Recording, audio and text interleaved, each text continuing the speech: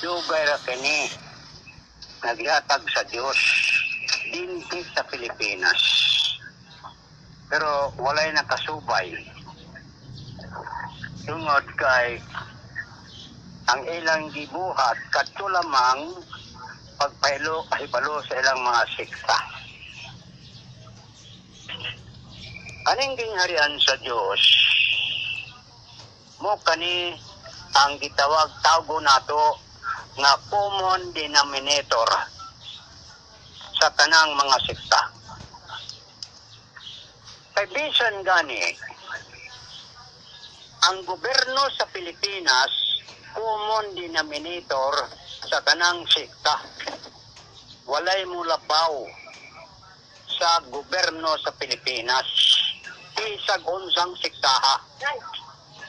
Makatoliko Romano, Masabadista, mapisan unsa Iglesia ni Cristo, dili mulabaw sa gobyerno sa Pilipinas. Ubos gina sila sa gobyerno sa Pilipinas kay mao dayon ang common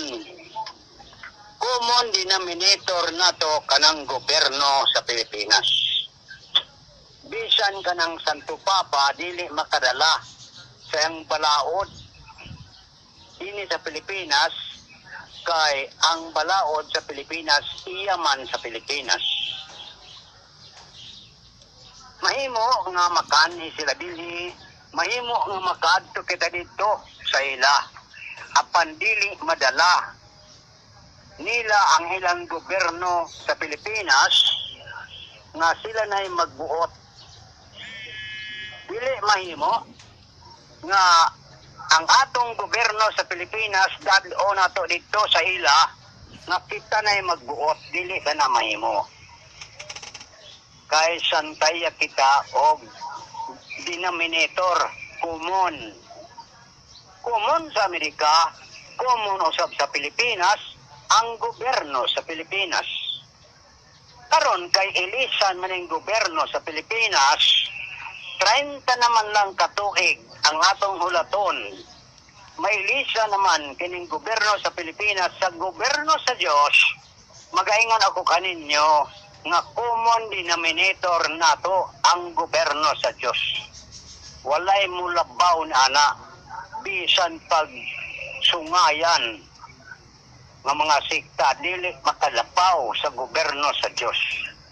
Mo kana ang atong gipaabot karon. Ako malipayon kayo kay wa man ko magdani kaninyo. Wa di ko maingon nga moapil ka mo sa gingharian sa Dios nga ako karong nakaplagan. Tungod kay nahibalo ako nga kamong tanan apil ani. Bisan pag-unsang siktahas kalibutan, apil sa gingharian sa Dios.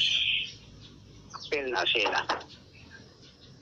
Mga ang amo lamang gibuhat karon ang pagpahibalo sa tanang mga tao nga hapit na moabot ang gobyerno sa Dios. Magsugod na dayon ang una sa 5 ka presidente nga umaabot. Diya nga ng mga presidente ha na diya ang Diyos nga mag-guide kanila. Dili sila makagbuot-buot kay Diyos ang mag-guide. Mo kani ang gobyerno sa Diyos. Hapit na biya moabot. Wala na ba'y kulang nato sa Pilipinas. Inig human sa 30 katuig, ining 5 ka presidente nga umaabot nga mo'y makakuha sa kadatuan sa Pilipinas, mupuli na niini dayon ang hari. Dili na presidente ang tawag sa gobyerno nato dinhi sa Pilipinas.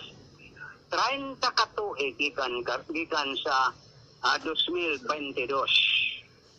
Hari na, gingharian na ang mugahom sa Pilipinas. O kana mga kaigsunan mo nang amo lang di pahibalo kaninyo nga ania sa Pilipinas magasugod. Unsa ilhana nato nga niya sa Pilipinas? Una sa tanan, kung si Felix Manalo dito pa magsugod sa Malaysia, wala sa Pilipinas. Tuwa sa Malaysia. Ang gingharian sa Diyos, kay kana may atong sundon nga istorya. Nan, kay ni aman sa Pilipinas matukod ang Iglesia ni Cristo sa 1914 nagpaila ka na ang gingharian sa Diyos ni ay butang sa Pilipinas. Wa lang na ninyo subaya. Nga naman, kay ang gingharian sa Diyos dunay istorya. Ang istorya niya ani mao ang paghari ni Nabucodonosor dito sa Babylonia. Mo na istorya ni ani. Kay unsa man ang Babylonia. Mo kana ang kanhing Mesopotamia nga didto umula si Adan. Nahimong Babylonia o nahimong era karon. Taga didto biya kita. Kung moangkon kamo nga anak kamo ni Abraham, hinumdumin ninyo nga si Abraham didto matao sa Mesopotamia. Kaliwat biya ta dito sa Iraq. Wa lang ni mahibaloy sa mga tao. Yan na ang kaimtang nato sa kalibutan. Subayan ninyo ang istorya.